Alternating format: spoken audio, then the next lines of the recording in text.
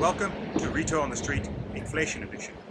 Usually when we've talked about inflation, we think about South America and inflation that runs up to 1,000%. It's obviously not as bad here in the US, but it's quite real. CPI and other indices are showing almost 10% inflation, which is incredibly high for us. And it's hitting us everywhere and for everybody. Gas station prices, food prices, everything is up in a real way.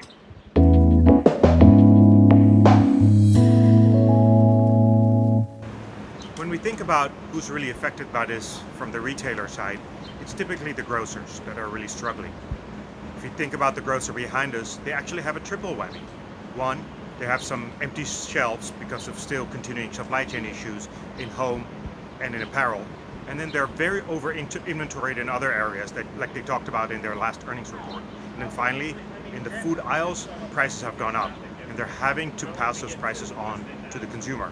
The question is, when will the consumer break and how much can they really take of this price increase?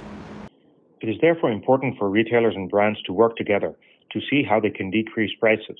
One, to ensure consumers aren't hit so hard in their pocketbook, and number two, to increase their own bottom line.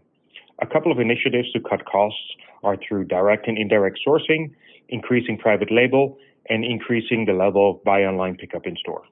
As always, thank you so much for watching this episode. Stay tuned for episode 34, which will drop just after back to school, where we'll see how retailers did with inflation during this very important time for them and how the consumer was able to cope with the potentially increased pricing.